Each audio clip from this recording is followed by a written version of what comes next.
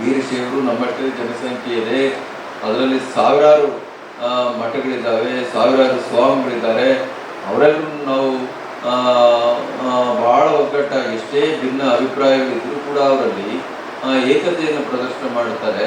ಹಾಗಾಗಿ ಇರೋದೊಂದು 4-5 ಮಠ, 2-3 ಮಠ, ನಾವ್ಯಾಕೆ ಆ ಭಾವನೆಗಳನ್ನ ವ್ಯಕ್ತಪಡಿಸಬೇಕು? ನಾವೆಲ್ಲರೂ ನಿಮ್ಮ ಜೊತೆಯಲ್ಲಿ ಇರ್ತೀವಿ.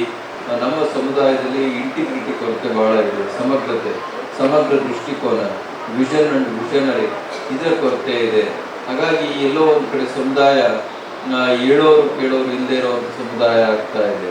ಭಾಳಷ್ಟು ಸರಿ ತಮಾಷೆ ಮಾಡ್ತಿರ್ತೀನಿ, ಈ ರಾಷ್ಟ್ರದಲ್ಲಿ ಅತಿ ದೊಡ್ಡ ಸಮುದಾಯ ಯಾವುದಾದ್ರೂ ಹೇಳೋರು ಕೇಳೋರು ಇಲ್ಲ ಹಾಗೆ ಅಂತ ಹೇಳಿದ್ರೆ ಅದು ಒಕ್ಕಲಿಗರ ಸಮುದಾಯ.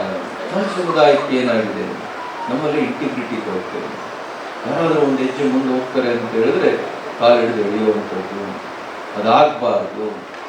ಎಲ್ಲರನ್ನೂ ಕೂಡ ಸಹಿಸಿಕೊಳ್ಳುವಂಥ ವಿಶಾಲವಾದ ಭಾವನೆ ನಮ್ದಾದರೆ ನಮ್ಮ ಸಮುದಾಯವು ಕೂಡ ಬೆಳೀಲಿಕ್ಕೆ ಸಾಧ್ಯ ಆಗ್ತದೆ.